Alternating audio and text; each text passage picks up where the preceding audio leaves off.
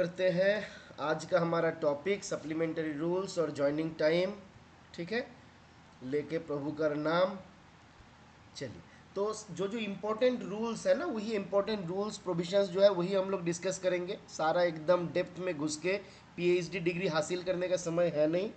ठीक है, और एक बात याद रखना है कि एग्ज़ाम पास करना और नॉलेज गेन करना दोनों अलग चीज़ है। बहुत जगह पे ऐसा बहुत सारा लड़का लड़की हम लोग देखे हुए हैं जिसके पास प्रैक्टिकल नॉलेज बहुत कम है, बट फिर भी वो एग्ज़ाम क्लियर कर गया। ठीक है, तो कभी कभी आपको समझना पड़ेगा, पढ़ना पड़ेगा, रटना पड़ेगा, तो वो आपको समझना है। और जो लोग बहुत ज़्यादा डेप्थ में भी जाते हैं उन लोगों को भी कभी कभी दिक्कत हो जाता है कि वो डेप्थ वाला के चक्कर में आसान चीज़ जो है उसको छोड़ देता है। ठीक है, तो आसान चीज़ जो रहेगा उसको छोड़ना है नहीं। डेप्थ में आप जितना जाना चाहते हैं जाइए, उसमें दिक्कत नहीं है, बट आसान सा जो चीज़ है उसको छोड़ना नहीं है। ठीक है, ये वाला बात भी ध्यान रखना है।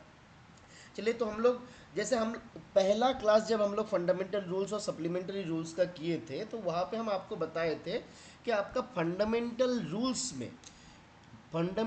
रूल्स में जो प्रोविज़न दिया गया फर्दर उसको सप्लीमेंट करने के लिए सप्लीमेंट्री रूल जो है इसको लाया गया।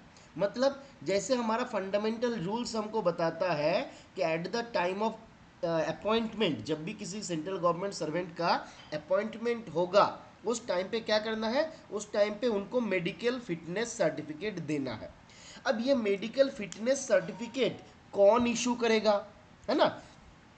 अगर मतलब मान लीजिए वो सेंट्रल गवर्नमेंट आपका गेजेटेड सर्वेंट है तो कौन इशू करेगा, कौन नॉन गेजेटेड सर्वेंट के केस में इशू करेगा, क्या अलग अलग प्रोविजन है, तो ये सारा बातें जो है देखिए सप्लीमेंट्री रूल में बताया गया। हम लोग एफआर में केवल देखे थे कि at the time of appointment आपका medical fitness certificate is required.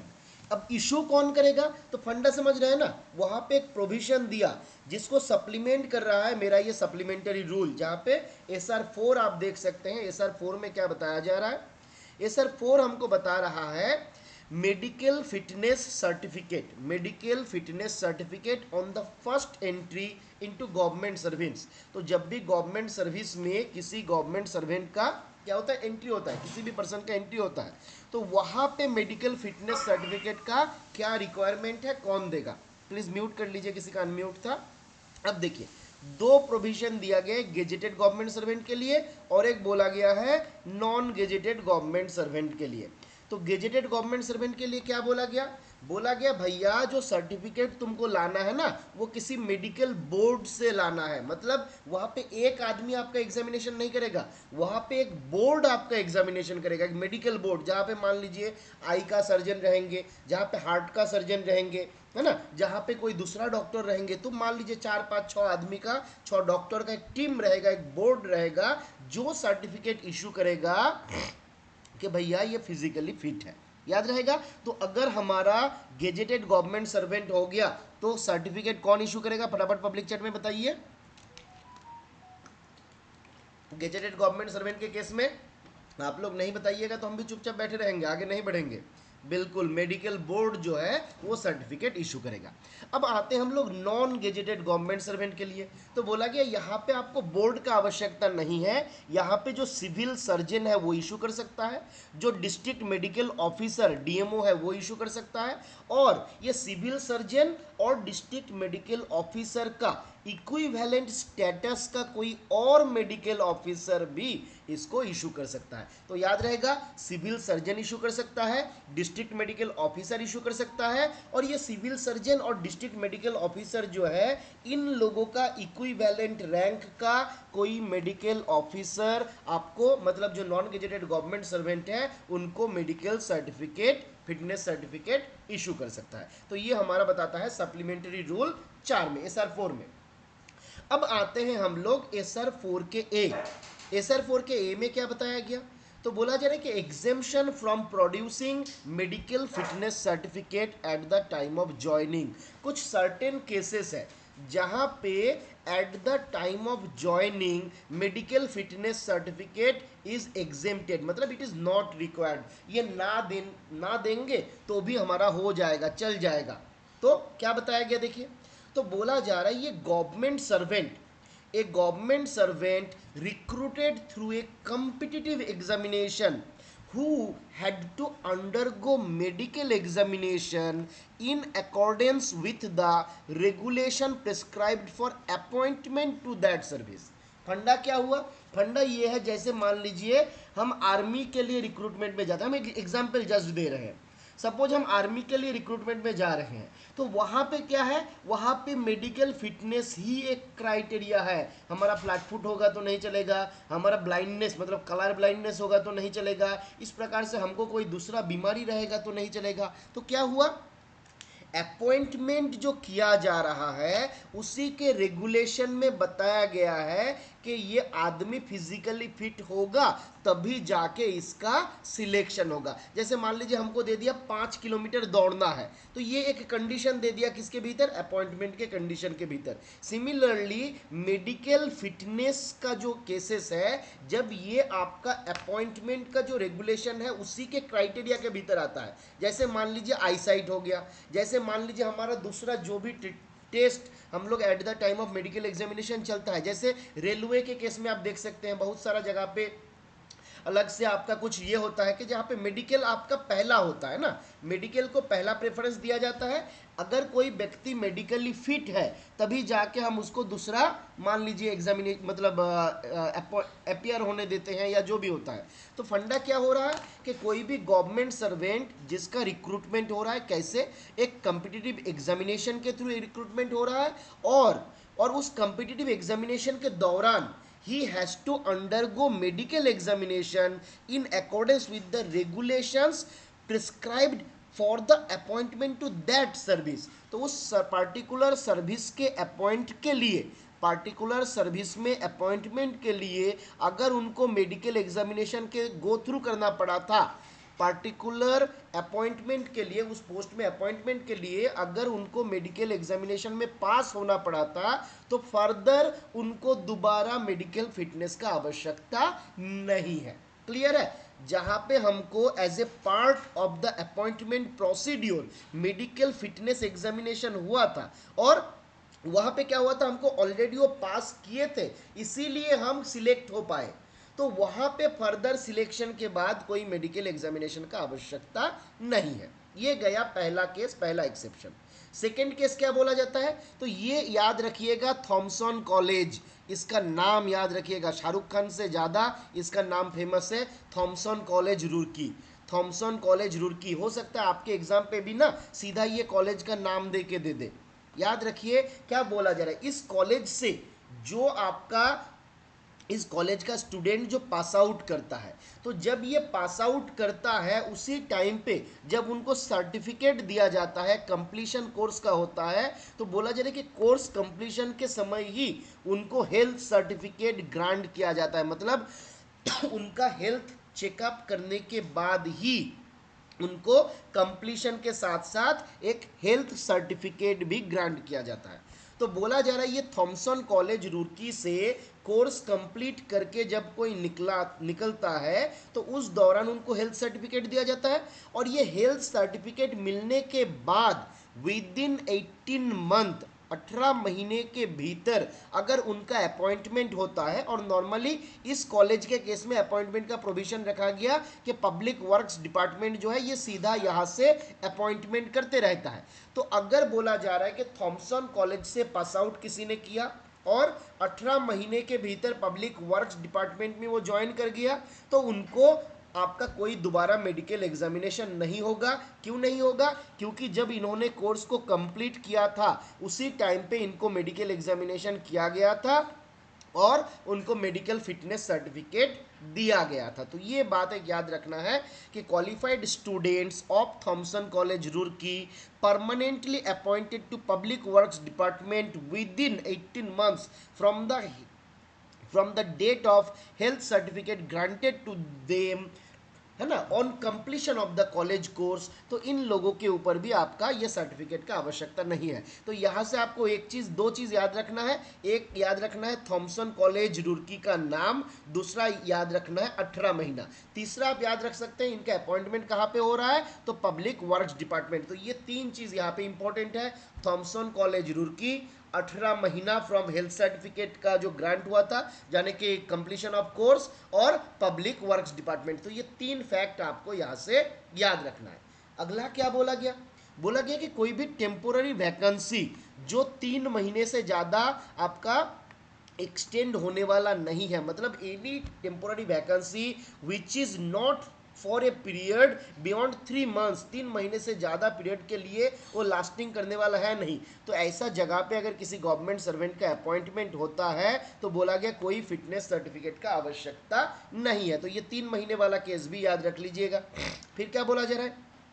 A temporary government servant who has already been medically examined in on office if transferred to another office। तो हम एक टेम्पोररी गवर्नमेंट सर्वेंट है, हमारा appointment हुआ, और कैसे हुआ? तो मेडिकल एग्जामिनेशन के बाद हुआ, और जब मेडिकल एग्जामिनेशन हुआ तो हमको फिजिकली फिट पाया गया, और जब हमारा दूसरा ट्रांसफर हो रहा है और इस दौरान हमको कोई सर्विस ब्रेक नहीं था, कंटिन्यूटी था, तो यहाँ पे कोई दोबारा मेडिकल एग्जामिनेशन का आवश्यकता नहीं है। तो ये temporary government servant who has already been medically examined in on office if transferred to another office without break in service no further medical examination is required। तो यहाँ पे भी कोई फर्दर मेडिकल एग्जामिनेशन जरूरी नहीं है।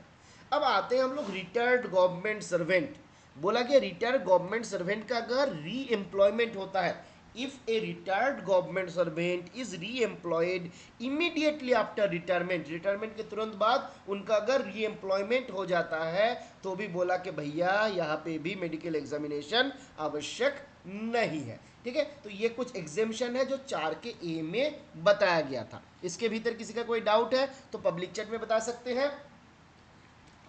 चलिए अब यहाँ पे बता दीजिए कितना महीने के भीतर अपॉइंटमेंट अगर होगा पब्लिक आपका थॉमसन कॉलेज रुड़की का जो आपका वहाँ का जो स्टूडेंट्स रहेगा, तो मेडिकल एग्जामिनेशन नहीं चाहिए with in 18 months from the course completion, जहाँ पे उनको मेडिकल सर्टिफिकेट इशू किया गया था, है ना। कॉलेज का नाम आप याद रखिएगा, देखिए थॉमसन कॉलेज आपको याद रखेगा, उसके बाद आपको कंफ्यूज करने के लिए क्या करेगा, रुड़की के बदले कानपुर कर देगा, रुड़की के बदले दिल्ली कर देगा, मुंबई कर देगा। तो आपको याद रखना है थॉमसन कॉलेज जो है भैया वो रुड़की में है, ये रुड़की याद रखिएगा, थॉमसन कॉलेज रुड़की नाम याद रखिएगा, ठीक है, गड़बड़ नहीं करना है। चलिए आगे आते हैं हम लोग। अब ये वाला पेज से 100% सवाल रहेगा, लिख लीजिए। अगर नहीं आया ना तो क्या बोले आपको, आएगा ही आएगा। मेडिकल री एग्जामिनेशन, एक बार मेरा मेडिकल एग्जामिनेशन किया गया और हमको पाया गया कि भाई हम पास नहीं कर पाए, फिजिकली हम फिट नहीं है, तो बोला जा रहा है दोबारा मेडिकल एग्जामिनेशन के लिए हम अपील कर सकते हैं कि नहीं भैया दोबारा मेडिकल एग्जामिनेशन किया जाए। तो बोला जा रहा है ये सेकेंड टाइम री एग्जामिनेशन के लिए अगर कोई गेजेटेड गवर्नमेंट सर्वेंट के पोस्ट के लिए अप्लाई किया हुआ है तो उनको 100 रुपये का फीस देना रहेगा, नॉन गेजेटेड गवर्नमेंट सर्वेंट के केस में 25 रुपये देना रहेगा। ये चार्ज जो है खतरनाक इंपॉर्टेंट है, याद रख लीजिएगा, भूलना नहीं है, पूछेगा ही पूछेगा। गेजेटेड पोस्ट तो कितना है बताइए, गेजेटेड पोस्ट में कितना है दिखाई दे रहा है, फिर भी बताइए गेजेटेड पोस्ट में कितना, नॉन गेजेटेड पोस्ट में कितना। गेजेटेड में 100 रुपये और नॉन गेजेटेड में 25 रुपये, 100 25 100 25 100 25।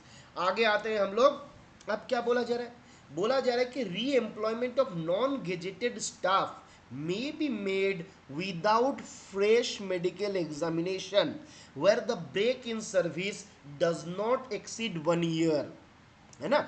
जहां पे कोई नॉन गेजेटेड स्टाफ का रीएम्प्लॉयमेंट होता है, नॉन गेजेटेड कोई स्टाफ था रिटायर कर गया, उसका रीएम्प्लॉयमेंट हो रहा है, तो बोला जा रहा है देखिए यहाँ पे हम लोग गेजेटेड के केस में क्या देखे थे, रिटायर्ड गवर्नमेंट सर्वेंट के केस में बोला गया था कि ये सारा केस, तो इसके भीतर आपका गेजेटेड भी इंक्लूड हो जाएगा। अगर इमीडिएट रिटायरमेंट के इमीडिएट बाद आपका उनका अपॉइंटमेंट हो जाता है तो कोई मेडिकल एग्जामिनेशन नहीं चाहिए।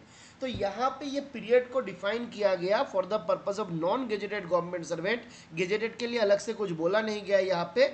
नॉन गेजेटेड गवर्नमेंट सर्वेंट के केस में बोला गया आपका रिटायरमेंट के बाद अगर विद इन 1 ईयर आपका रीएम्प्लॉयमेंट हो जाता है तो फर्दर फ्रेश मेडिकल एग्जामिनेशन नहीं चाहिए, ठीक है। तो नॉन गेजेटेड गवर्नमेंट सर्वेंट के केस में 1 साल के भीतर अगर रीएम्प्लॉयमेंट होता है तो आपका फ्रेश मेडिकल एग्जामिनेशन नहीं चाहिए, ये बात भी याद रखना है, बहुत इंपॉर्टेंट है।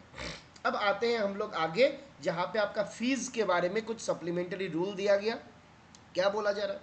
तो बोला जा रहा है कि no government servant may undertake the work of another government, है ना, और a private or public body or a private person or accept a fee there for without the sanction of competent authority. तो कोई भी government servant क्या नहीं करेगा, तो ये एस आर 11 में बता रहा है कि हम कोई दूसरे जगह पे प्राइवेट ट्रेड एम्प्लॉयमेंट में नहीं जा सकते, है ना। क्या बोला जा रहा है? नो गवर्नमेंट सर्वेंट में undertake work for another government. तो एक गवर्नमेंट डिपार्टमेंट में काम कर रहे हैं, मान लीजिए हम डिपार्टमेंट ऑफ पोस्ट में काम कर रहे हैं और साथ में हम जाके इनकम टैक्स डिपार्टमेंट में भी काम कर रहे हैं।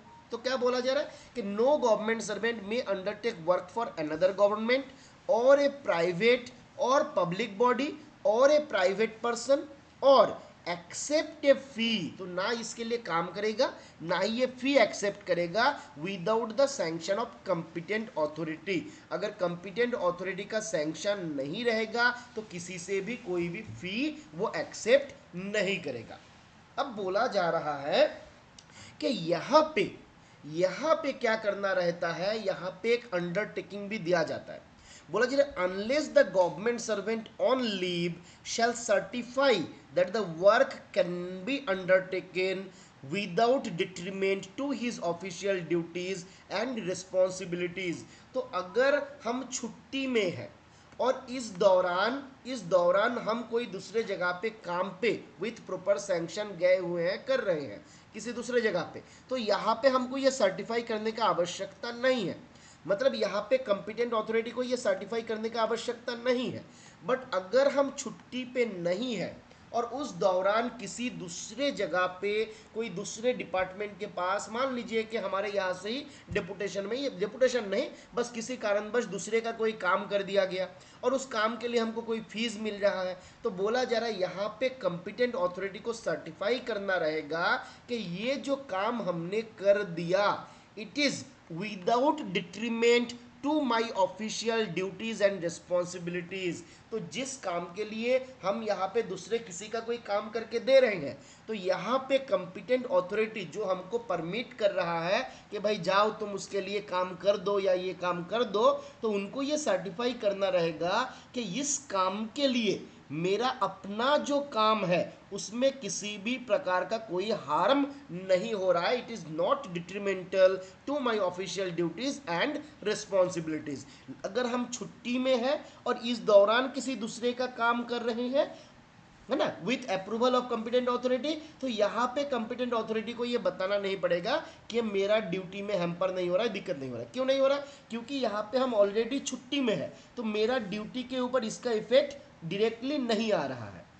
पर अगर हम खुद ड्यूटी में है और उस दौरान भी किसी दूसरे का कोई काम कर रहे हैं, तो यहाँ पे कंपिटेंट अथॉरिटी को बताना रहेगा कि इस काम के लिए मेरा डिपार्टमेंट को, मेरे गवर्नमेंट को कोई नुकसान, कोई दिक्कत नहीं हो रहा है। ठीक है, तो SR 1 में ये बात हमको SR 11 में ये बात हमको बताया गया। अब आगे आता है SR 12, जहां पे बोला गया unless the president by special order otherwise directs 1/3 of any fee in excess of 5,000 paid to government servant in a financial year shall be credited to the consolidated fund of India। बोला जा रहा है कि अगर किसी भी particular financial year में हमको 5,000 से ज़्यादा फी दिया जाता है, किसी भी मतलब किसी भी दूसरा, कोई भी दूसरा ऑर्गेनाइजेशन हो, किसी के द्वारा भी अगर हमको कोई फीस दिया जाता है, तो यहाँ पे बोला जा रहा है 1/3 ऑफ द फीस, इस फीस का जो 1/3 रहेगा, ये फीस क्या किया जाएगा, तो कंसोलिडेटेड फंड ऑफ इंडिया जो है उसमें क्रेडिट किया जाएगा। ठीक है, तो क्या बोला जा रहा है कि प्रेसिडेंट ऑफ इंडिया अगर कोई स्पेशल ऑर्डर करते हुए कोई दूसरा प्रोविजन नहीं दिया, तो अगर कोई भी गवर्नमेंट सर्वेंट को फीस मिलता है, कोई भी गवर्नमेंट सर्वेंट को अगर फीस मिलता है, तो वो फीस का अमाउंट अगर 5,000 से ज़्यादा होता है, तो जितना अमाउंट ज़्यादा मेरा रहेगा उस अमाउंट का 1/3 जो है वो चला जाएगा कंसोलिडेटेड फंड ऑफ इंडिया में। ठीक है, एक बार मैं दोबारा आपको बता देता हूं इसको। किसी का अनम्यूट कर लीजिए।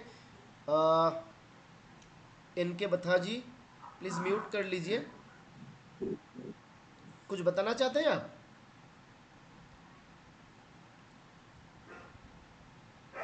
चलिए, तो आगे हम लोग डिस्कस करते हैं।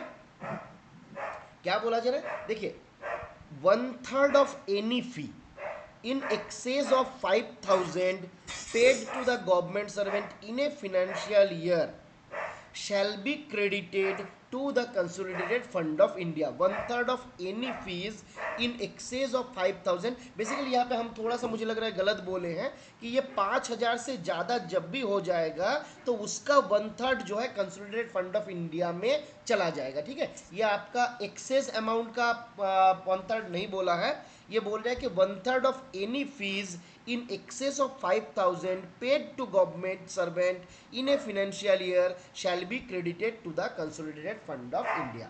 ठीक है, तो ये आपको याद रखना है, 1/3 ऑफ एनी फीस, और ये 5,000 का लिमिट। पहले ये 1,500 हुआ करता था, पहले ये 1,500 हुआ करता था। तो अगर कोई मान लीजिए FRA सर का किताब देखिएगा, थोड़ा पुराना अगर है तो उसमें ये आपको 1,500 मिलेगा, पर अभी प्रेजेंट आप देखिएगा तो ये 5,000 हो चुका है। ठीक है, आगे आते हैं हम लोग। अब देखिए, सबसे इंपॉर्टेंट जगह पे हम लोग आ रहे हैं, सर्विस बुक के बारे में। ठीक है, बता जी प्लीज म्यूट कर लीजिए, आपका बार बार अनम्यूट हो रहा है। ठीक है, अगर आपको कुछ बोलना है तो आप पब्लिक चैट में भी ना मैसेज कर सकते हैं। ठीक है, चलिए आगे बढ़ते हैं हम लोग। एक मिनट प्लीज वेट करिए।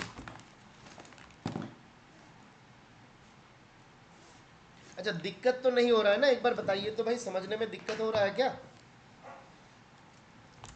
आज तो बहुत ज़्यादा मतलब मुश्किल वाला मुझे लगता है कुछ है नहीं, समझने लायक ही है।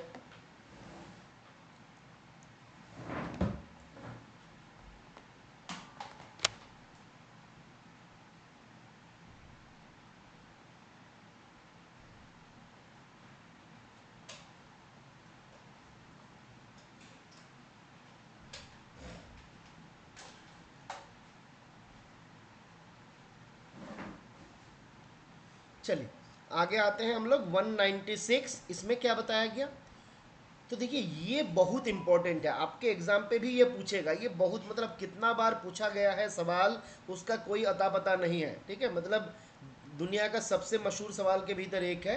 क्या बोला जा रहा है, 190, a record of the services of a gazetted government servant will be kept by the audit officer in such form as prescribed by the comptroller and auditor general।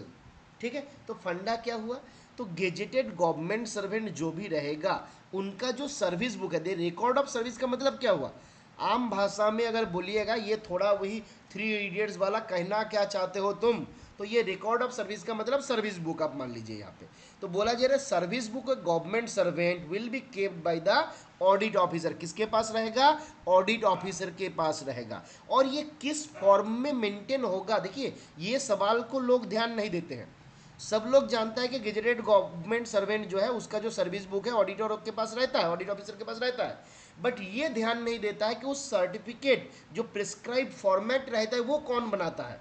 तो बोला जा रहा है इट इज कौन, किसका प्रिस्क्राइब किया गया, तो कंट्रोलर एंड ऑडिटर जनरल जो है उनके द्वारा प्रिस्क्राइब किया गया। तो ध्यान देना है 196। अब आते हैं हम लोग 197 में। अब नॉर्मली हम लोग देखें कि गेजेटेड गवर्नमेंट सर्वेंट के केस में ऑडिट ऑफिसर के पास रहेगा। अब हमारा जो नॉन गेजेटेड गवर्नमेंट सर्वेंट होता है उनका किसके पास रहता है, तो उनका देखिएगा, उनका कहाँ पे रहेगा, उनका रहेगा हेड ऑफ द ऑफिस के पास। ठीक है, आगे हम लोग आएंगे। अब बोला जा रहा है ये service book in form prescribed by the controller and auditor general. तो सर्विस बुक चाहे गेजेटेड गवर्नमेंट सर्वेंट का हो चाहे नॉन गेजेटेड गवर्नमेंट सर्वेंट का हो, उसका प्रोफॉर्मा जो होगा कौन प्रिस्क्राइब करेगा, तो प्रिस्क्राइब करेगा कंट्रोलर एंड ऑडिटर जनरल। ठीक है, कंट्रोलर एंड ऑडिटर जनरल जो है CAG जो है वो आपका ये प्रिस्क्राइब करेगा। तो यहाँ पे बोला गया ये service book in form prescribed by CAG shall be maintained for every non gazetted government servant except following exceptions. यहाँ पे कुछ एक्सेप्शन दिया गया ना, इन बाबू लोगों के लिए आपका सर्विस बुक अलग से मेंटेन इस प्रोफॉर्मा में नहीं होगा। देखिए नहीं होगा ऐसा नहीं है, बट इस प्रोफॉर्मा में नहीं होगा जो हम आम जो गवर्नमेंट सर्वेंट है नॉन गेजेटेड उनके लिए होता है। ठीक है, तो कौन कौन लोगों के लिए भाई एक्सेप्शन है, तो बोला जा रहा है government servant particulars of whose service is recorded in a history of services or a service register maintained by the audit officer। तो बोला जा रहा है कुछ गवर्नमेंट सर्वेंट ऐसा भी है जिनका सर्विस रजिस्टर या फिर जिनका जो सर्विस पर्टिकुलर है यानी कि हिस्ट्री ऑफ सर्विस है वो मेंटेन किया जाता है ऑडिट ऑफिसर के द्वारा। तो उनके लिए ये रूल आपका लागू नहीं होगा, उनके लिए आपका प्रोफॉर्मा जो है दूसरा होगा। ठीक है, फिर सेकेंड केस क्या बोला गया? बोला गया a government servant officiating in posts or holding temporary posts or who are recruited purely temporary or officiating vacancies not likely to last for more than 1 year are not eligible for permanent employment। तो उनके ऊपर भी ये rule आपका लागू नहीं होगा। तो ऑफिशिएटिंग गवर्नमेंट सर्वेंट और ऑफिशिएटिंग और टेम्पोररी पोस्ट होल्ड कर रहा है, प्योरली टेम्पोररी रिक्रूटमेंट पे हो गया है, और कितने दिन के लिए? तो बोला गया ये जिस पोस्ट में है अगर उस पोस्ट जो है 1 साल से ज़्यादा आपका स्टैंड नहीं करेगा, लास्ट नहीं करेगा, तो उन लोगों के लिए आपका अलग प्रोफॉर्मा दिया हुआ है, ये प्रोफॉर्मा उनके ऊपर लागू नहीं होगा। तीसरा केस क्या दिया गया? बोला गया non pensionable servants of non pensionable servants in state railways. ठीक है, तो आप इसको रेलवेज ही याद रखिए। स्टेट रेलवेज क्यों दिया गया, इसका कोई लॉजिक मेरे दिमाग में आया नहीं, घुसा नहीं। तो बोला जा रहा है non pensionable servants in state railways, इन लोगों के लिए स्पेशल फॉर्म जो है प्रिस्क्राइब किया गया, तो इनके ऊपर भी ये लागू नहीं होगा। तो 3 केस हम लोग देखे। नंबर 1 गवर्नमेंट सर्वेंट जिसका हिस्ट्री ऑफ सर्विस या सर्विस रजिस्टर जो है it is maintained by the audit officer, इनके ऊपर लागू नहीं होगा। दूसरा केस किसके ऊपर लागू नहीं होगा? Government servant officiating in post or holding temporary post or who are recruited purely temporary or officiating vacancies.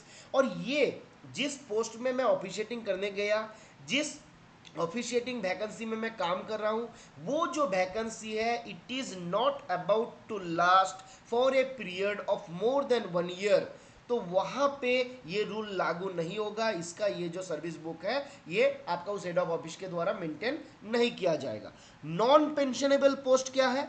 तो नॉन पेंशनेबल कुछ पोस्ट है जो स्टेट रेलवेज में है और उनके लिए स्पेशल फॉर्म दिया गया, तो उनके ऊपर भी ये रूल लागू नहीं होगा। मतलब ये 197 बेसिकली हमको बताता है कि नॉन गेजेटेड गवर्नमेंट सर्वेंट के लिए सर्विस बुक जो है वो मेंटेन किया जाएगा हेड ऑफ द ऑफिस के द्वारा।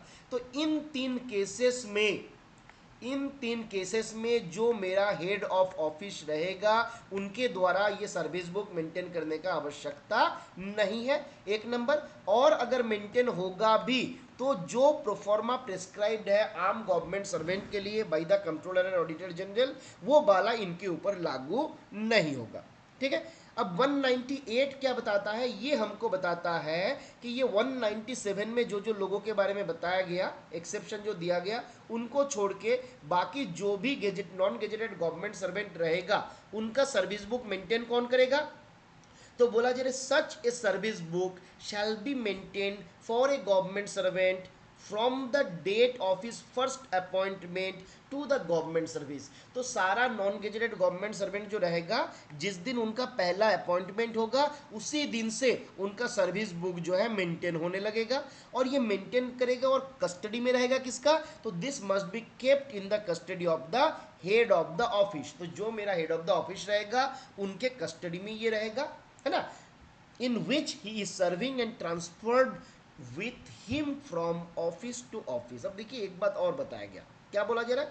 बोला जा रहा है किसके कस्टडी में रहेगा? तो हेड ऑफ ऑफिस के कस्टडी में रहेगा। अब अगर मेरा ट्रांसफर हो जाता है तो क्या होगा?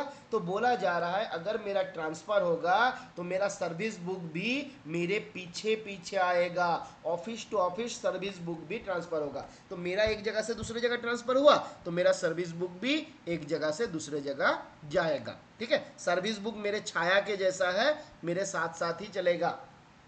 ठीक है, अब कुछ इंपॉर्टेंट जीआईडीज यहाँ पे दिया गया। 110% इंपॉर्टेंट सवाल पूछा जा सकता है, सवाल पूछा जाए या ना जाए, जो जो मेरा बात सुन रहे हैं यहाँ पे ध्यान दीजिए, बहुत काम का बातें यहाँ पे आपका बताया गया, बहुत इंपॉर्टेंट है। पब्लिक चैट में एक बार बताइए सर्विस बुक कितने कॉपी में बनता है? सर्विस बुक जो है कितने कॉपी में बनता है?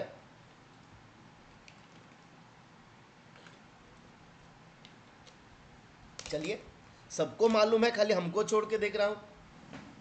वेरी गुड उपाध्याय जी, राजीव जी, रवि जी, मंजीत, लिपन, मरियम, कविता, रोहन, अग्निप, देवेन, वेरी गुड। तो ये कितने कॉपी में बनता है? 2 कॉपी में बनता है। सच में हमको कुछ दिन पहले तक मालूम नहीं था। आप लोग अच्छे हैं, कम से कम इतना तो जानते हैं, है ना? तो कितने लोगों का सर्विस बुक मेंटेन हो रहा है 2 कॉपी में? कोई है एक बार यहाँ पे? कोई एक बंदा है जो बताइए जिसका सर्विस बुक 2 कॉपी में है, मतलब 1 कॉपी आपके पास है? चलिए, कोई नहीं, चलता है, किसी का भी नहीं है। बहुत रेयर टू रेयर केस रहेगा डिपार्टमेंट में जिनके पास आपका 2 सर्विस बुक है, ठीक है? बट इंपॉर्टेंट बातें बताया गया, एग्जाम पर्पज से तो खतरनाक इंपॉर्टेंट है। Service book A government servant should be maintained in duplicate, ये 2 कॉपी में मेंटेन होना चाहिए। देखिए, भले ही हो या ना हो, रूल हमको पता होना चाहिए, है ना? तो ये पहला कॉपी जो रहेगा किसके पास रहेगा? तो जो मेरा हेड ऑफ ऑफिस है उनके पास रहेगा। अब सेकेंड कॉपी किसके पास रहेगा? तो सेकेंड कॉपी जो रहेगा वो मेरे पास रहेगा। Second copy will be retained by the government servant. यहाँ पे जो गवर्नमेंट सर्वेंट है उनको दिया जाएगा, it will be given to the government servant, ठीक है? अब यहाँ पे देखिए, अब यहाँ पे एक इंपॉर्टेंट बात बताया गया।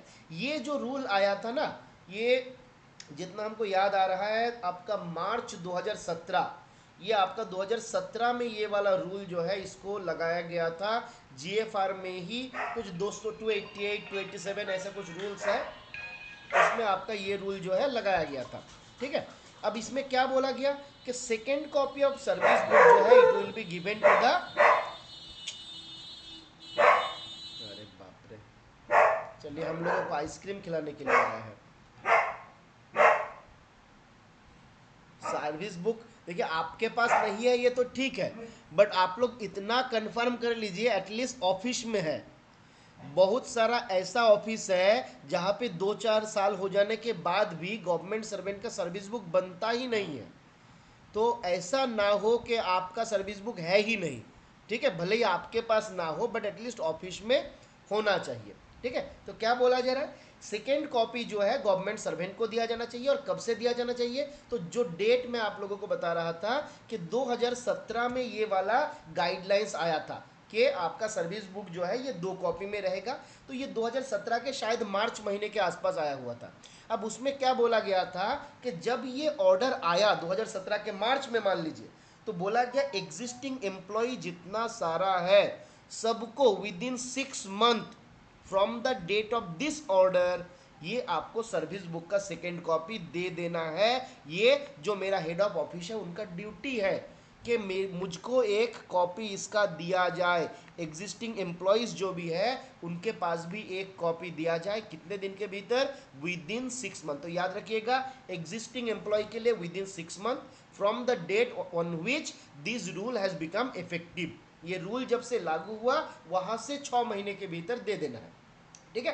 अब आता है नया अपॉइंटीज। जब भी किसी गवर्नमेंट सर्वेंट का नया अपॉइंटमेंट हुआ है तो बोला गया विद इन 1 मंथ। कहाँ से? From the date of appointment. नया कोई भी एम्प्लॉय ज्वाइन किया तो भाई जिस दिन ज्वाइन किया उसी दिन से सर्विस बुक बनना है ना? और 1 महीने के भीतर उसका कॉपी बना के दे देना है नया अपॉइंटी को। क्लियर है? तो ये पेज खतरनाक इंपॉर्टेंट। आगे आते हैं हम लोग और इंपॉर्टेंट बात, अपडेट ऑफ सर्विस बुक। ये तो अल्टीमेट इंपॉर्टेंट है। क्या बोला जा रहा है देखिए, in January of each year the government servant shall hand over the service book to his office, है ना? हर जनवरी महीने में उनको अपने ऑफिस को दे देना है। तो ये महीना याद रखिएगा, जनवरी महीना, ये बहुत इंपॉर्टेंट है, भूलना नहीं है। सर्विस बुक अपडेट करने के लिए कब देना है? जनवरी महीने में देना है। और हम ये अपने ऑफिस को दे देंगे कि भैया हमको इसको अपडेट करके दो। और ऑफिस को बोला गया भाई तुमको इसको विद इन 30 डेज आपको अपडेट करके देना है ना? The office shall update and return it to the government employ within 30 days of its receipt. जिस दिन रिसीव हुआ उससे 30 दिन के भीतर इसको अपडेट करना है और इसको रिटर्न भी कर देना है। अब मान लीजिए गवर्नमेंट सर्वेंट के पास ये सर्विस बुक था, अब उसने खो दिया तो क्या हो जाएगा? तो बोला जी गवर्नमेंट सर्वेंट कॉपी अगर ये खो जाता है तो ये रिप्लेस किया जाएगा by the head of the office on A payment of 500 rupees. तो हमसे 500 रुपये लेते हुए उसका दूसरा कॉपी बना के देना है, ठीक है। In case of government servants copy is lost, the government servant के द्वारा अगर गवर्नमेंट सर्वेंट का कॉपी खो जाता है तो भाई ठीक है, हमने खो दिया, 500 रुपये लो और हमको अगला कॉपी दो। तो ये अमाउंट भी याद रख लीजिएगा, बहुत इंपॉर्टेंट है। आज जो मैं बोल रहा हूँ ना, सवाल एक दो को यहाँ से 110% रहेगा, ठीक है।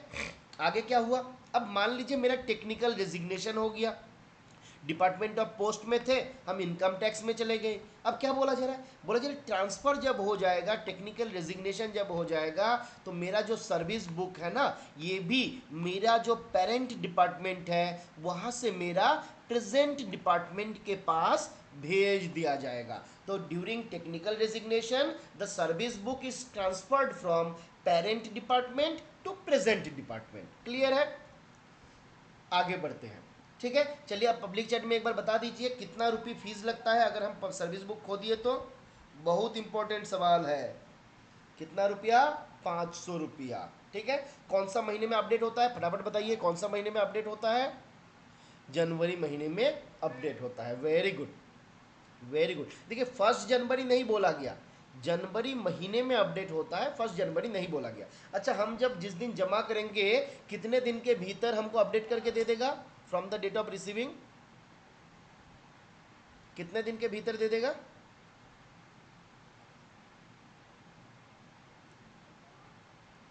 कितने दिन के भीतर दे देगा बताइए फटाफट से। बिल्कुल 30 डेज के भीतर दे देगा, बहुत बढ़िया। आगे आते हैं हम लोग, आगे क्या बोला गया। अब यहाँ पे आगे एक बात बताया गया, बहुत इंपॉर्टेंट, इसको भी ध्यान दीजिए, खास करके जो लोग अकाउंट ब्रांच में काम करेगा ना उनके लिए तो बहुत इंपॉर्टेंट है। एसआर 200 हमको बताता है entry of period of interruption. कोई पार्टिकुलर पीरियड में अगर इंटरप्शन होता है, जैसे मान लीजिए हमको सस्पेंड कर दिया है ना, हम एक दिन ऑफिस में सर को नमस्कार नहीं किया तो अगले दिन हमको सस्पेंड कर दिया है ना, या फिर हम चाय पानी पिलाए नहीं तो हमको सस्पेंड कर दिया। हमारे डिपार्टमेंट में बहुत सारा ऐसा केसेस भी रहता है ना, कि नमस्कार ना करने के लिए पनिशमेंट हो जाता है।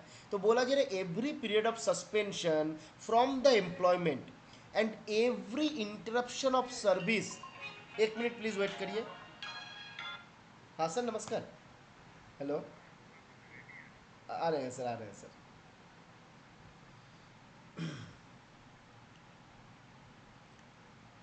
तो हम लोग जो डिस्कस कर रहे थे कि आपका जो पीरियड ऑफ इंटरप्शन रहेगा उसके साथ क्या करना है, कैसे उसको डील करना है। तो यहाँ पे बोला जा रहा है जब भी कोई पीरियड ऑफ इंटरप्शन रहेगा तो उसका एंट्री होगा कहाँ पे, उसका एंट्री होगा मेरे सर्विस बुक में। तो क्या बोला जा रहा है कि every period of suspension from the employment, तो सस्पेंशन का period, and any other interruption in service, तो किसी भी दूसरे कारणवश अगर मेरे सर्विस में इंटरप्शन हो जाता है तो बोला जा रहा है that must be noted with full details of its duration in an entry made across the page. आपका सवाल क्या आएगा, देखिए आपका सवाल आएगा ये अक्रॉस द पेज, ठीक है। जब भी कोई आपका इंटरप्शन होता है जिसके भीतर सस्पेंशन जो है वो भी इंक्लूडेड है, किसी भी प्रकार का इंटरप्शन अगर होता है सर्विस में, सस्पेंशन का पीरियड, ये सारा एंट्री होगा अक्रॉस द पेज, ठीक है। सर्विस बुक में अक्रॉस द पेज ये एंट्री होगा, और यहाँ पे जो अटेस्टिंग ऑफिसर रहेगा उनके द्वारा इसको अटेस्टेड किया जाएगा, ठीक है। तो ये बात बहुत इंपॉर्टेंट है, इसको याद रखना है कि अक्रॉस द पेज एंट्री होगा और ये अटेस्टिंग ऑफिसर के द्वारा अटेस्ट किया जाएगा, ठीक है।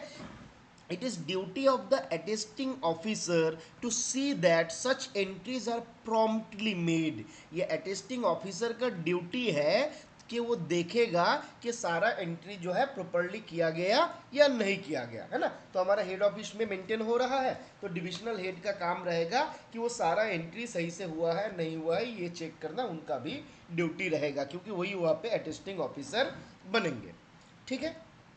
आगे आते हैं हम लोग, आगे आ गया inspection of service book by the government servant. तो यहाँ पे जो गवर्नमेंट सर्वेंट है, मतलब हम हैं आप हैं, तो ये हमारा काम भी है कि मेरा सर्विस बुक का समय समय पे निरीक्षण करना, उसका इंस्पेक्शन करना। क्या बोला जा रहा है, देखिए बोला जा रहा है it shall be the duty of the head of office to initiate action to share the service books of the government servant under his administrative control every year and obtain his signature in token of their having inspected the service book. तो फंडा क्या हुआ, बोला गया मेरा जो head of office रहेगा ये उनका काम रहेगा। क्या काम रहेगा कि मेरा जो सर्विस बुक है, मेरा जो सर्विस बुक है वो मुझको दिखाया जाएगा। जो गवर्नमेंट जो हमारा हेड ऑफ ऑफिस के कस्टडी में जो मेरा सर्विस बुक रहेगा उस सर्विस बुक को उनको हमको दिखाना है हर साल। उनको ये एक्शन लेना पड़ेगा कि भाई हमको ये दिखाया जाए और इसके टोकन में कि हमको वो दिखाया गया एक एक्नॉलेजमेंट भी लिया जाएगा, टोकन आपका सिग्नेचर भी लिया जाएगा। जहाँ पे क्यों कि हमने in token of that I have inspected the service book, तो हमको एक्नॉलेजमेंट भी देना पड़ेगा कि हाँ inspected my service book on dated this. तो ये हमको एक्नॉलेजमेंट भी देना पड़ेगा। ये बात ध्यान रखना है कि हर साल मेरा सर्विस बुक का इंस्पेक्शन जो है होना है। अब इस रिगार्ड में जो हेड ऑफ ऑफिस रहता है उनको एक सर्टिफिकेट इशू करना पड़ता है। क्या बोला जा रहा है, a certificate shall be issued to the effect that he has done so मतलब उन्होंने गवर्नमेंट सर्वेंट जितना भी सर्विस बुक उनके द्वारा मेंटेन किया जा रहा था सबसे उनका सर्विस बुक को इंस्पेक्शन करवाया और उनका जो सिग्नेचर है वो सर्विस बुक में इन टोकन लिया कि हाँ ये सर्विस बुक जो है यहाँ तक हमने वेरीफाई मतलब चेक कर लिया। तो ये उनका सिग्नेचर भी यहाँ पे रहेगा और ये उनको सर्टिफिकेट देना रहेगा अपने नेक्स्ट जो सुपीरियर ऑफिसर रहेंगे उनके पास। तो अपने सुपीरियर ऑफिसर के पास उनको ये सर्टिफिकेट देना रहेगा कि प्रीवियस फिनेंशियल ईयर जो था इसमें मैंने मेरे अंडर में जितना सारा गवर्नमेंट सर्वेंट है सबका सर्विस बुक उनके द्वारा इंस्पेक्शन करवा दिए हैं, है ना। और ये सर्टिफिकेट कब इशू करना रहेगा, तो हर साल बाय द एंड ऑफ सितंबर, सितंबर महीना खत्म होने से पहले ही बाय द एंड ऑफ सितंबर उनको ये रिपोर्ट देना रहेगा कि हाँ ये सारा सर्विस बुक का इंस्पेक्शन हो चुका है। तो यहाँ से ये बहुत इंपॉर्टेंट है, कब तक देना रहेगा, by the end of September. किसके पास देना रहेगा, to the next superior officer, ठीक है। और साल में कितने बार आपका चेक करना रहता है, तो एवरी ईयर चेक करना रहता है, हर साल इसको चेक करना रहता है। और इसके बदले में सिग्नेचर भी उनको लेना रहता है, एक्विटेंस भी लेना रहता है कि हाँ मैंने मेरा सर्विस बुक इंस्पेक्शन किया। क्लियर है, आगे बढ़ते हैं। आगे आते हैं एसआर 203। एसआर 203 क्या बता रहा है, एसआर 203 हमको बता रहा है ड्यूरिंग फॉरेन सर्विस मेरा सर्विस बुक के साथ क्या होगा। तो बोला जाता है अगर हम फॉरेन सर्विस में जाएंगे तो मेरा सर्विस बुक को भेज दिया जाएगा ऑडिट ऑफिसर के पास, ठीक है। During the foreign service the service book shall be sent or forwarded to the audit officer. वही बात देखिए बताया गया एसआर 203 में, if a government servant is transferred to a foreign service the head of the office or head of the department must send the service book to the audit officer। तो head of office या head of department जिसके custody में भी वो service book रहेंगे उनको क्या करना रहेगा, उनको ये सर्विस बुक को सेंड करना रहेगा, फॉरवर्ड करना रहेगा ऑडिट ऑफिसर के पास, ठीक है। तो ये सवाल पूछा जा सकता है अगर कोई फॉरेन सर्विस में रहेगा भले ही वो नॉन गेजेटेड गवर्नमेंट सर्वेंट है उनका सर्विस बुक किसके पास में रहेगा, तो ऑडिट ऑफिसर के पास में रहेगा। क्लियर है। अब बोला जा रहा है no entry relating to the time spent in foreign service may be attested by any authority other than audit officer. तो इस पीरियड में जब तक मैं फॉरेन सर्विस में रहूंगा मेरे सर्विस बुक में कोई भी एंट्री जो है किसी और के द्वारा अटेस्टेड नहीं किया जाएगा other than the audit officer. Audit officer को छोड़ के कोई मेरे सर्विस बुक में दूसरा कोई एंट्री अटेस्ट नहीं कर सकता, ठीक है। तो ये बात बताया गया। अब दो इंपॉर्टेंट जीआईडी यहाँ पे आपका दिया गया है ना। एक annual verification of service book shall be made by the head of the office. तो मेरा जो हेड ऑफ द ऑफिस है जैसे हमको गवर्नमेंट सर्वेंट को अपना सर्विस बुक को एनुअली एक बार वेरीफाई करने का ऑप्शन रहता है, सिमिलरली हेड ऑफ ऑफिस को भी बोला गया भाई तुम्हारे अंडर में सारा काम हो रहा है तो तुम उसका जरूर साल में एक बार वेरिफिकेशन करना कि सारा एंट्री सही से हो रहा है या नहीं हो रहा है, ठीक है। तो एक एनुअल वेरिफिकेशन करने के लिए बोला गया। दूसरा बात ये बहुत इंपॉर्टेंट है, क्या है देखिए, बोला जा रहा है कि क्वालिफाइंग सर्विस कितना है, ये चेक करने के लिए भी यहाँ पे आपका बताया गया। तो बोला जी ने verification and communication of qualifying service after 18 years of service और 5 years left before the retirement. तो जब मैंने गवर्नमेंट सर्विस में ज्वाइन किया, मान लीजिए मैं 2005 में ज्वाइन किया हूँ, तो मैं 2005 में ज्वाइन किया प्लस 18 साल, तो 2023 में जाके मेरा 18 साल हो रहा है। तो बोला जा रहा है जब मेरा 18 साल हो गया तो उस टाइम पे क्या करना है, उस टाइम पे मेरा कितना क्वालिफाइंग सर्विस हुआ है इसका एक वेरिफिकेशन होगा। ठीक है। दूसरा, जब मेरा रिटायरमेंट होने वाला है, तो मान लीजिए मैं आपका 2037 में मेरा रिटायरमेंट है। ठीक है, तो मेरा 2037 में रिटायरमेंट है, तो उसके 5 साल पहले मतलब 2032 में मेरा सर्विस बुक का दोबारा एक बार उसका दोबारा वेरिफिकेशन होगा, ताकि जो मेरा क्वालिफाइंग सर्विस है after 18 year of service, after 18 years of service और before 5 years from the date of retirement, तो दोबारा उसका वेरिफिकेशन होगा कि मेरा क्वालिफाइंग सर्विस सही है कि नहीं। क्योंकि eight the time of retirement इसके माध्यम से मेरा पेंशन हो या दूसरा जो भी चीज़ हो वो सारा चीज़ जो है गवर्न होगा। तो ये बात याद रखना है कि सर्विस बुक का 2 बार verification for the purpose of verification of qualifying service and further communication of this to the government servant, कि गवर्नमेंट सर्वेंट से कम्युनिकेट किया जाएगा, भाई देखो 18 साल हो चुका है और इस 18 साल में तुम्हारा क्वालिफाइंग सर्विस हो रहा है इतना, है ना, या फिर 5 साल बाद तुम्हारा रिटायरमेंट है, तुम्हारा मिनिमम आपका क्वालिफाइंग सर्विस जो है वो है इतना, अब तुम बताओ कोई रिप्रेजेंटेशन वगैरह देना है तो दे दो, है ना। तो ये बात हमको ध्यान रखना पड़ेगा।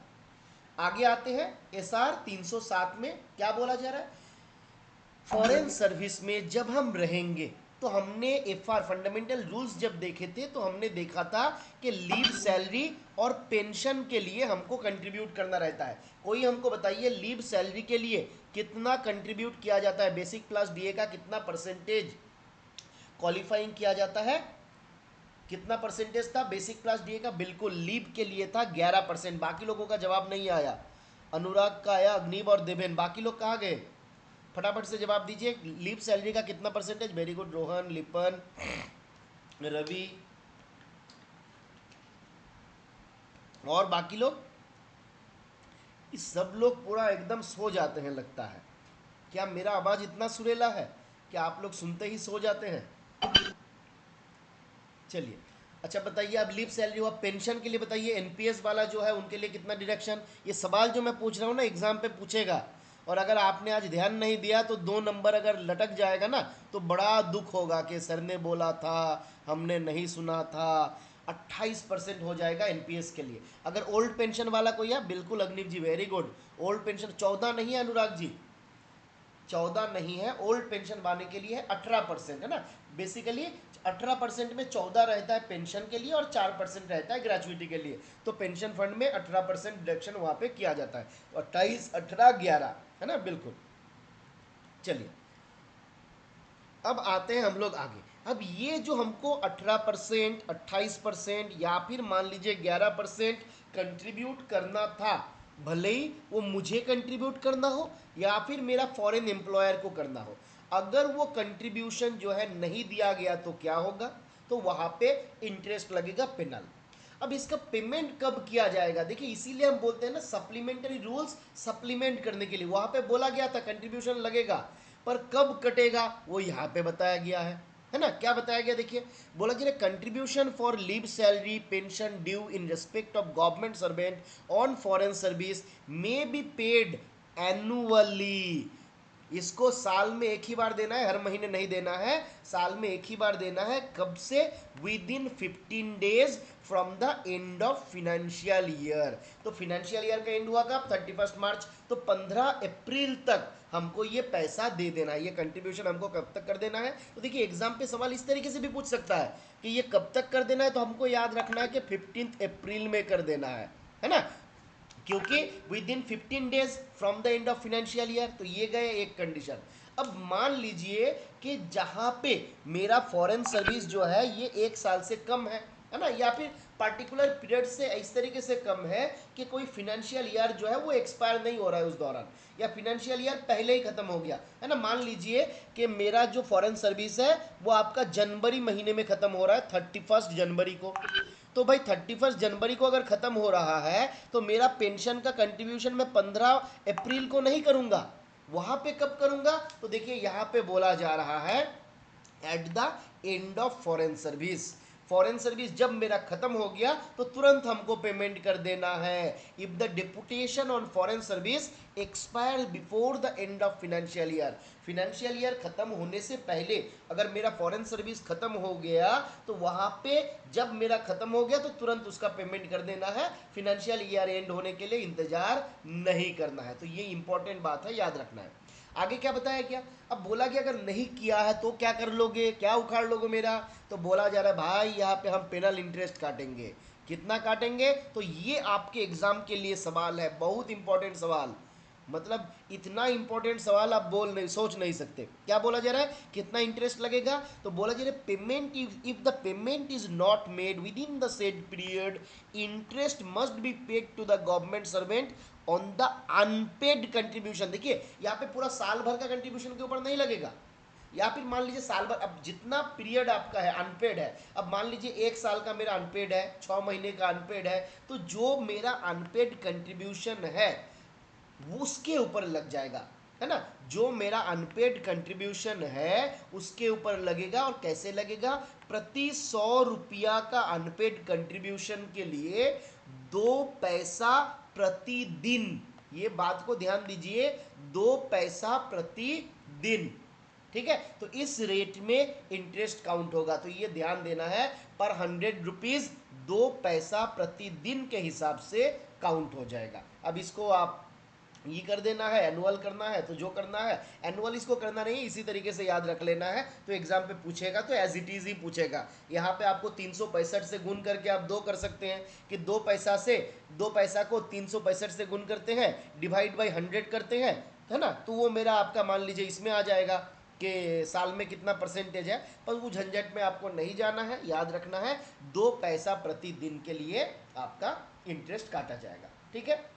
अब आते हैं हम लोग SR 307A, जहाँ पे बोला जा रहा है ट्रैवलिंग अलाउंस ऑन ट्रांसफर के बारे में। क्या बोला जा रहा है? Travelling allowance on transfer. तो क्या बताया जा रहा है? बोला जा रहा है भाई जब तुम आपका फॉरेन सर्विस में आप जा रहे हो तो तुम्हारा फॉरेन सर्विस में जाने का पैसा और फॉरेन सर्विस से आने का पैसा ये हमारा सेंट्रल गवर्नमेंट नहीं देगा, ये तुम्हारा जो फॉरेन एम्प्लॉयर है ना वो देगा।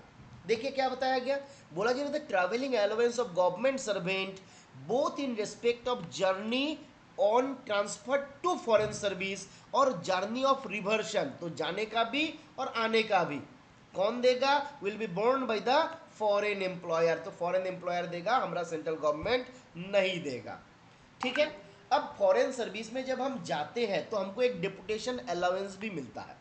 अब कितना मिलता है तो देख लीजिए, बोला जा रहा है 5%। ये वाला सवाल एग्जाम पे पूछता है, बहुत पूछता है।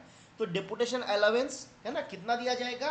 5% ऑफ बेसिक पे और मैक्सिमम 4500 पर मंथ। ध्यान देना है कब? अगर सेम स्टेशन के भीतर ही है ना? देखिए स्टेशन सेम है बट मेरा जो पेमेंट हो रहा था सर्विस सेंट्रल गवर्नमेंट से from the consolidated fund of India से हो रहा था, अब मेरा क्या हुआ? डिपुटेशन हो गया दूसरे जगह पे। मान लीजिए फॉरेन सर्विस में हम चले गए तो वहाँ पे कौन पे कर रहा है? तो मेरा फॉरेन एम्प्लॉयर पे कर रहा है अदर देन कंसोलिडेटेड फंड से।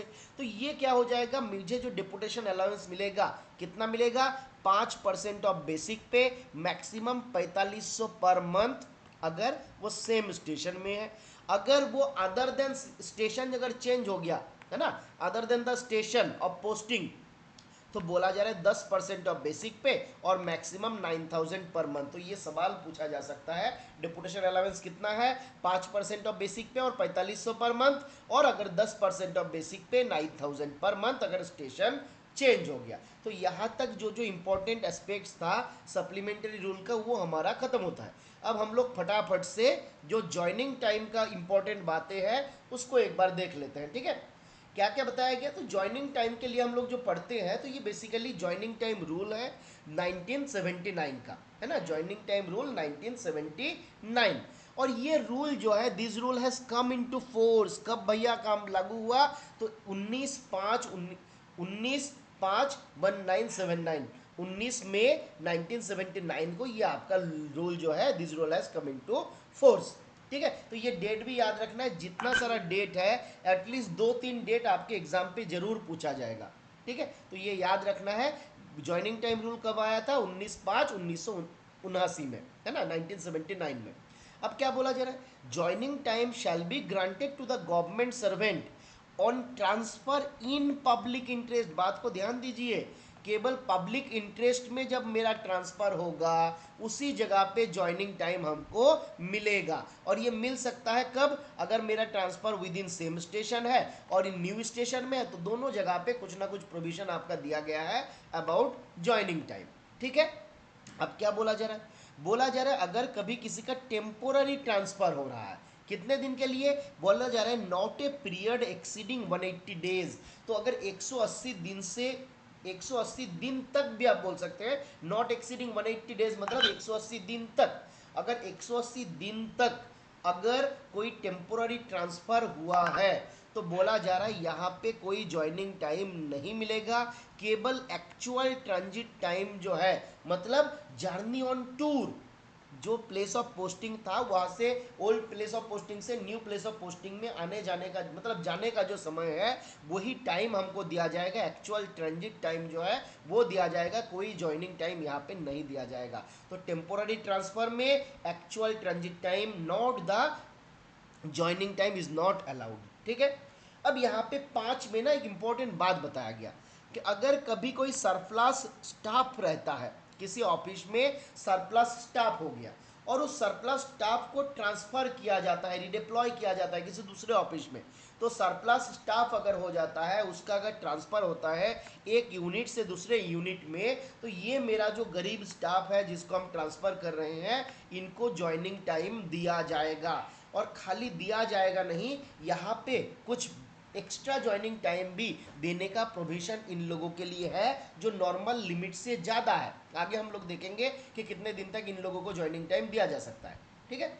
अब क्या बोला जा रहा है? The period of break may be converted into joining time without pay by the head of the department provided that the break does not exceed 30 days or by the government servant।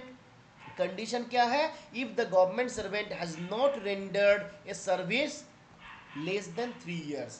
तो अगर 3 साल से ज़्यादा उन्होंने service किया, at least 3 साल का service किया, तो वहाँ पे उनका अगर कोई पीरियड ब्रेक हो जाता है सर्विस में, एक जगह से दूसरे जगह जाते वक्त या किसी भी टाइम पे, तो बोला जा रहा है ये पीरियड ऑफ ब्रेक जो है इसको ज्वाइनिंग टाइम में कन्वर्ट किया जा सकता है। बट अगर इसको हम ज्वाइनिंग टाइम में कन्वर्ट कर रहे हैं तो उस दौरान उनको कोई पे अलाउंस नहीं देंगे। नॉर्मली ज्वाइनिंग टाइम पे क्या होता है, उसको ड्यूटी ट्रीट किया जाता है और फुल पे एंड अलाउंस मिलता है।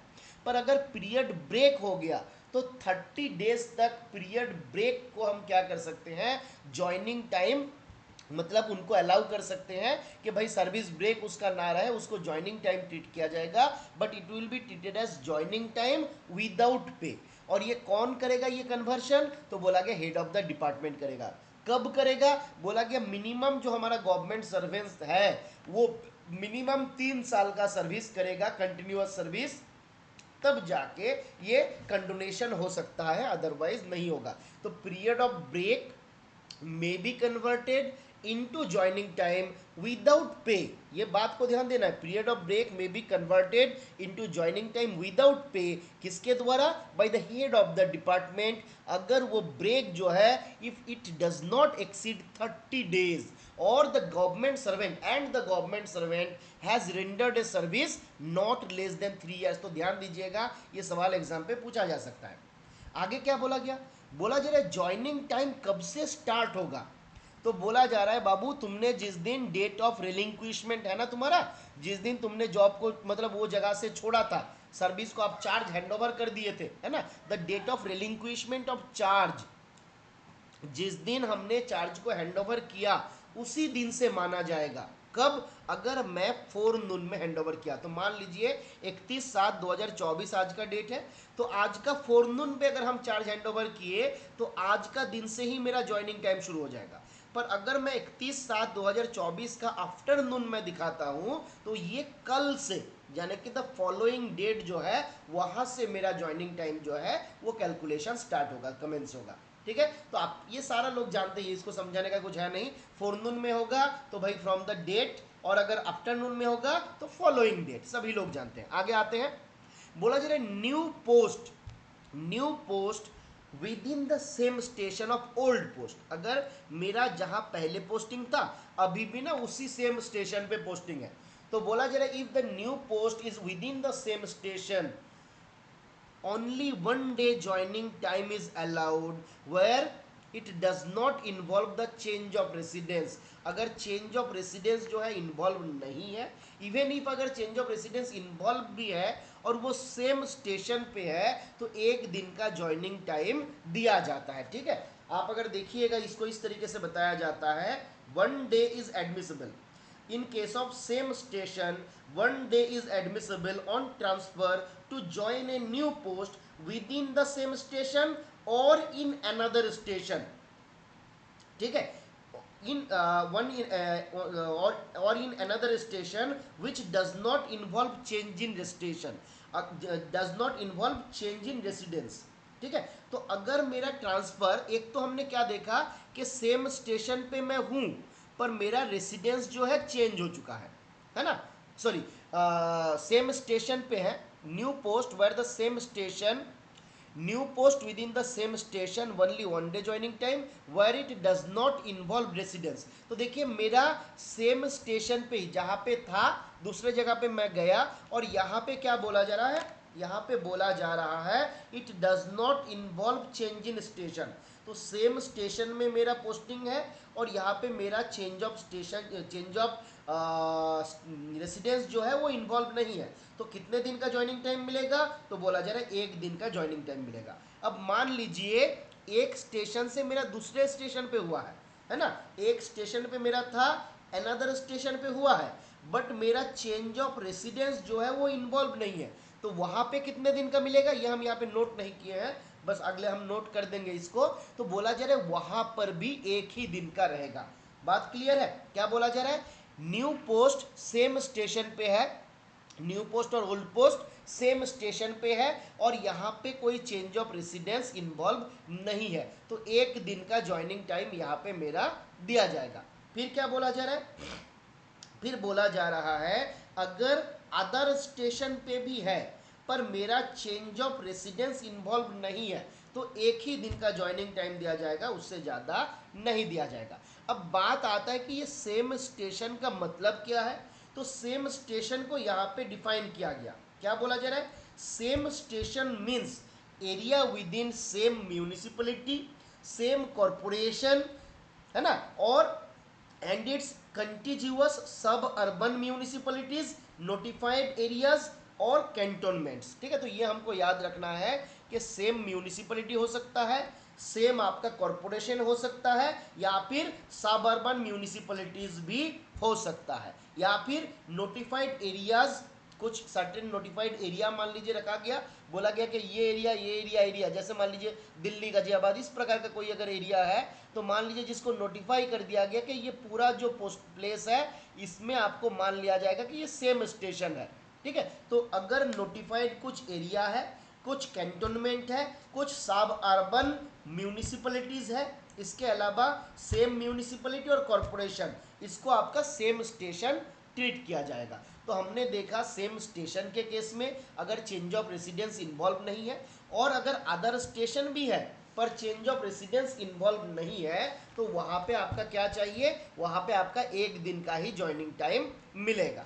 अब अगर मेरा चेंज ऑफ रेसिडेंस इन्वॉल्व है और मेरा जो पहला पोस्ट प्लेस ऑफ पोस्टिंग था और सेकेंड प्लेस ऑफ पोस्टिंग था वो अलग है ना, तो वहाँ पे कितना दिन का ज्वाइनिंग टाइम मिलेगा ये डिपेंड करेगा सर्टेन डिस्टेंस के ऊपर, और डिस्टेंस कितना कितना है, तो आप यहाँ पे देख सकते हैं, बोला कि अगर ओल्ड स्टेशन और न्यू स्टेशन इन दोनों के भीतर 1000 किलोमीटर या उससे कम का डिस्टेंस है, तो ज्वाइनिंग टाइम कितना हो जाएगा, तो ज्वाइनिंग टाइम बोला गया 10 दिन का हो जाएगा। ठीक है, अगर 1000 किलोमीटर और लेस होता है तो ज्वाइनिंग टाइम हो जाएगा 10 डेज। अगर 1000 किलोमीटर से ज़्यादा और 2000 किलोमीटर तक है तो बोला गया भाई 12 दिन का ज्वाइनिंग टाइम देंगे, और बोला गया अगर 2000 किलोमीटर से ज़्यादा है तो 15 दिन का ज्वाइनिंग टाइम देंगे। अब यहाँ पे 2-3 बातें और बताया गया कि ये जर्नी जो हम कर रहे हैं इसके भीतर अगर ये मान लीजिए 2000 किलोमीटर से ज़्यादा डिस्टेंस था और इस डिस्टेंस में कुछ डिस्टेंस हमने क्या किया, बाई एयर ट्रैवल किए, तो अगर बाई एयर ट्रैवल करते हैं तो ये 15 दिन वाला जो है वो 12 दिन हो जाएगा। ठीक है, बाई एयर अगर हम ट्रैवल कर रहे हैं तो ये 12 दिन में आ जाएगा।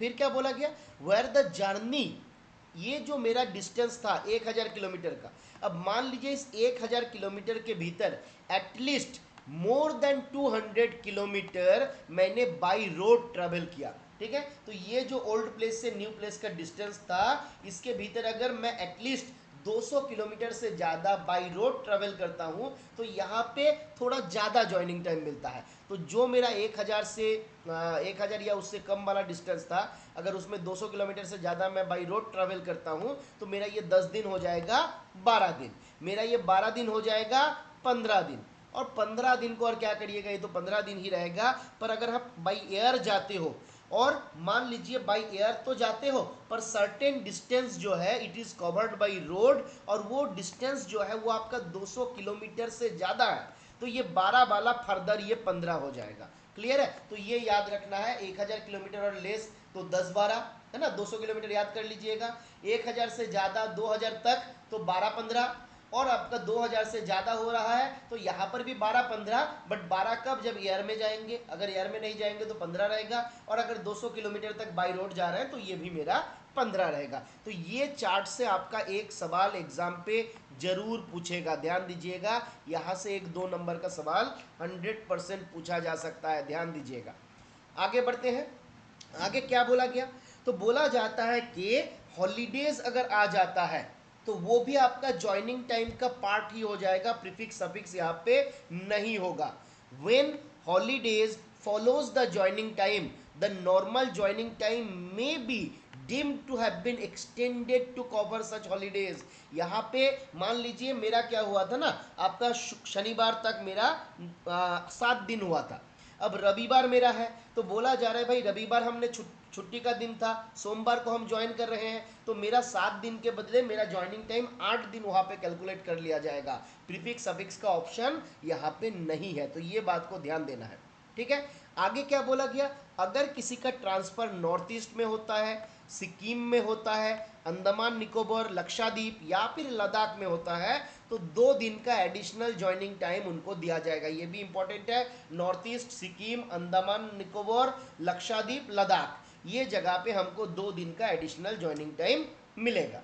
क्लियर है, अब 1000 कम से मिनिमम कितना कम होता है, 1000 किलोमीटर से मिनिमम कितना किलोमीटर होता है, मतलब मंजीत जी मान लीजिए आप बोल रहे हैं कि मान लीजिए 200 किलोमीटर हो रहा है, 300 किलोमीटर हो रहा है, मिलेगा कि नहीं मिलेगा, आपका 50 किलोमीटर हो जाएगा ना मिनिमम, आपका 8 किलोमीटर नॉर्मली हम लोग हेडक्वार्टर का रेडियस मानते हैं, है ना, 0 से नहीं होगा, 8 किलोमीटर नॉर्मल, देखिए 8 किलोमीटर एंड अबव नॉर्मली हम लोग हेडक्वार्टर मानते हैं कि 8 किलोमीटर से दूर होता है तो हम लोग हेडक्वार्टर का एरिया मानते हैं। ठीक है, तो आइदर मेरा हेडक्वार्टर के बाहर गया या फिर जो सेम स्टेशन के भीतर आपका म्यूनिसिपलिटी था, नोटिफाइड एरिया था, अगर उससे बाहर मेरा हो जा रहा है तो उसी को आपका लिया जाता है। नॉर्मल जनरल कॉन्सेप्ट जो हम लोग रखे हुए हैं कि 8 किलोमीटर के अबव अगर हो गया, 8 किलोमीटर एंड अबव, तो वो आपका मान लिया जाता है कि भाई वो बाहर है। ठीक है, तो 0 तो नहीं होगा, पर आपका 8 किलोमीटर 10 किलोमीटर से जो भी हो जाए, इन ओन रिक्वेस्ट होगा तो नेक्स्ट डे इटसेल्फ, बिल्कुल ओन रिक्वेस्ट में होगा तो कोई ज्वाइनिंग टाइम नहीं मिलेगा, आगे हम लोग आएंगे। ठीक है, ओन रिक्वेस्ट में जाएंगे तो कोई ज्वाइनिंग टाइम नहीं मिलेगा। क्या बोला जा रहा है, एक्सटेंशन, अब ये देखिए इंपॉर्टेंट बात, हम लोग 5 जब पढ़े थे तो 5 में क्या देखे थे, सरप्लस स्टाफ हो जाता है तो उसको एक यूनिट से दूसरे यूनिट में ट्रांसफर वगैरह किया जाता है, तो यहाँ पे मान लीजिए कोई सरप्लस स्टाफ का ट्रांसफर किया जा रहा है तो इस जगह पे ज्वाइनिंग टाइम में एक्सटेंशन दिया जा सकता है। कितने दिन तक, तो बोला गया हेड ऑफ द डिपार्टमेंट के पास रखा गया 30 डेज, और जो हमारा डिपार्टमेंट ऑफ गवर्नमेंट है तो उसका जो हेड होगा, सेक्रेटरी होगा, उनके पास कितने दिन का रखा गया, तो बियॉन्ड 30 डेज। तो extension of joining time maximum 30 days होगा, कौन सेंक्शन कर पाएगा, हेड ऑफ द डिपार्टमेंट। अगर 30 डेज से ज़्यादा हो जाएगा तो मेरा डिपार्टमेंट इसको सेंक्शन करेगा। ठीक है, तो अगर एक्सटेंशन होता है ज्वाइनिंग टाइम का कितने दिन का किया जा सकता है? तो 30 डेज तक हेड ऑफ द डिपार्टमेंट करेगा, और बियॉन्ड 30 डेज अगर हो जाता है तो बोला जा रहा है department of government of India, जो भी पर्टिकुलर डिपार्टमेंट है वो डिपार्टमेंट उसको सैंक्शन करेगा। अब आते हैं हम लोग अनऑथोराइज्ड ज्वाइनिंग टाइम। ठीक है, आप इसको ऐसे याद रख सकते हो कि हेड ऑफ द डिपार्टमेंट मतलब पीएमजी हम लोग बोलते हैं, तो पीएमजी एंड अबव जो रहता है 30 दिन तक कर सकता है। और डिपार्टमेंट अगर बोलेंगे तो मेरा जो डीजी रहेगा या सेक्रेटरी रहेगा वो क्या करेगा, तो बियॉन्ड 30 डेज जो होगा उनके पास चला जाएगा। ठीक है, अब अनयूटिलाइज ज्वाइनिंग टाइम, इसको हम कैसे सेटल करते हैं, तो ये बहुत इंपॉर्टेंट एस्पेक्ट है कि अगर हमको 10 दिन का ज्वाइनिंग टाइम था पर हम लिए नहीं, 5 दिन में ज्वाइन कर गए, है ना, तो क्या होगा? तो बोला जा रहा है when a government servant joins a new post without availing the full joining time, पूरा ज्वाइनिंग टाइम मैंने अवेल नहीं किया, ड्यूटी ज्वाइन कर गया। दूसरा, order to join without availing the joining time, हमको ऑर्डर किया गया था कि तुम आके तुरंत ड्यूटी ज्वाइन कर जाओ। तीसरा केस, मैं जा गया तो था पर अपने फैमिली को लेके नहीं गया, he proceed alone to the new place and joins, है ना, तो मैं खुद चला गया, जाके ज्वाइन कर गया और बाद में बोले कि नहीं अपना फैमिली को लेके बाद में आएंगे। तो क्या बोला जा रहा है, he proceeds alone to the new place and joins the new post without availing the joining time, joining time को अवेल ना करके फटाफट गया और ज्वाइन कर गया। तो यहाँ पे मेरा जो अनयूटिलाइज्ड ज्वाइनिंग टाइम है, this will be credited to my earned leave account, तो मेरा जो अर्नड लीव अकाउंट है उसमें जमा हो जाएगा। Subject to condition maximum accumulation will be 300 days, तो 300 दिन से ज़्यादा एक्यूमुलेशन ज्वाइनिंग टाइम ऐड होके नहीं हो सकता है। ठीक है, तो ज्वाइनिंग टाइम ऐड करके हम 300 से ज़्यादा एक्यूमुलेशन नहीं कर पाएंगे, ये बात को ध्यान देना है। ठीक है, आगे बढ़ते हैं। अब क्या बोला गया, ज्वाइनिंग टाइम में बी कंबाइंड विथ वैकेशन और other regular leave, joining time को कंबाइन किया जा सकता है दूसरा जो वैकेशन है या फिर अदर रेगुलर लीव है उसके साथ आपका क्या किया जा सकता है, कंबाइन किया जा सकता है, but except with casual leave, तो कैजुअल लीव के साथ जो है इसको कंबाइन नहीं करना है। बाकी दूसरा लीव या वैकेशन जब हम जाते हैं, बहुत सारा वैकेशन डिपार्टमेंट भी रहता है ना, तो कोई वैकेशन में गया, कोई रेगुलर लीव में गया, तो उसके साथ ज्वाइनिंग टाइम को कंबाइन किया जा सकता है, पर कैजुअल लीव के साथ इसको कंबाइन नहीं किया जाएगा। अब ज्वाइनिंग टाइम में सैलरी कितना मिलेगा, ज्वाइनिंग टाइम पे कितना मिलेगा, तो बोला जा रहा है government servant on joining time shall be treated as duty, इसको ड्यूटी ट्रीट किया जाएगा, है ना, और during that period and shall be entitled to be paid full pay equal to the pay which he was drawn before relinquishment of the charge in old post, old post का charge छोड़ने से पहले जितना पे and allowances उसको मिल रहा था during joining time भी उनको वही पे दिया जाएगा। ठीक है, ये बात हमको बताया गया है। आगे क्या है, आगे बताया गया अबाउट टेक्निकल रेजिग्नेशन के बारे में। तो क्या बोला जा रहा है, बोला जा रहा है ये परमानेंट और प्रोविजनली परमानेंट अगर कोई एम्प्लॉय होता है, अगर उसका किसी दूसरे सेंट्रल गवर्नमेंट डिपार्टमेंट में आपका पोस्टिंग हो जाता है तो वहाँ पे उसको ज्वाइनिंग टाइम मिल सकता है। ठीक है, तो परमानेंट और provisionally permanent state government employ और central government employ for appointment under the central government department, तो उनको क्या हो जाएगा, ज्वाइनिंग टाइम मिल जाएगा। टेम्पोररी गवर्नमेंट सर्वेंट जिसका लेस देन 3 इयर्स का सर्विस है उनके लिए क्या बोला जा रहा है, बोला जा रहा है temporary government servant with less than 3 years of regular service not entitled for travelling allowance, इनको कोई ट्रैवलिंग अलाउंस नहीं दिया जाएगा, और as they are not entitled to joining time pay, इनको जब ज्वाइनिंग टाइम होता है उस ज्वाइनिंग टाइम पे के लिए भी कोई पैसा इसमें नहीं मिलता है। तो कोई टेम्पोररी गवर्नमेंट सर्वेंट है, अगर temporary government servant less than 3 years of regular service, अगर उन्होंने टेक्निकल रेजिग्नेशन दिया, कोई दूसरे डिपार्टमेंट में जा रहा है, तो यहाँ पे उनको उस ज्वाइनिंग टाइम के लिए कोई पैसा भी नहीं मिलेगा, तो ज्वाइनिंग टाइम पे भी नहीं मिलेगा, कोई ट्रैवलिंग अलाउंसेस भी नहीं मिलेगा। तो ये बात आपका बताया गया है, temporary government servant with less than 3 years of regular service are not entitled for the travelling allowance, not entitled for the joining time pay under this rule. तो ये एक बात बताया गया है टेक्निकल रेजिग्नेशन के बारे में। ठीक है, आगे आता है जो आपका सवाल था किसी का, ऑन रिक्वेस्ट ट्रांसफर अगर हो जाएगा ओल्ड रिक्वेस्ट, ये वाला हम लोग एक बार देख लेते हैं। ऑन रिक्वेस्ट ट्रांसफर अगर होता है तो वहां पे क्या होगा, ठीक है। वहां पे क्या बोला जा रहा है, in case of on request transfer the regular leave may be granted to cover the transit period. On request transfer अगर होगा तो वहां पे क्या बोला जा रहा है, रेगुलर लीव उनको लेना पड़ेगा, ज्वाइनिंग टाइम उनको नहीं दिया जाएगा, ठीक है। अब बोला जा रहा है leave not required, leave not required to avail the intervening holidays. अगर कोई हॉलीडेज आ गया है तो बोला गया उसके लिए उनको छुट्टी लेने का आवश्यकता नहीं है। अगर कोई हॉलीडेज आ जाएगा उस पीरियड में, इंटरमीडिएट पीरियड में, तो वहां पे छुट्टी लेने का आवश्यकता नहीं है। तो ये एक बात बताया गया है in case of own request transfer. फिर क्या बोला गया, अब मान लीजिए किसी का ट्रांसफर ऑर्डर हो चुका था, अब फर्दर क्या हुआ, वो कैंसिल हो गया। तो मैंने प्लेस ए में था, मेरा पोस्टिंग हुआ था बी में, और ये बी वाला कैंसिल होकर मुझे फर्दर ए में भेज दिया गया। तो क्या बोला जा रहा है, the transfer order cancelled after handover of charge of the old post but before taking the charge of new post the period intervening between the handing over of charge of the old post and taking over the charge of the same latter one, ये जो period रहेगा this will be treated as joining time। ये period को आपका joining time treat किया जाएगा, ठीक है। तो ये एक बात हमारा यहाँ पे बताया गया। तो ये कुछ इंपॉर्टेंट बातें था ज्वाइनिंग टाइम रिलेटेड। एक मिनट प्लीज वेट करिए।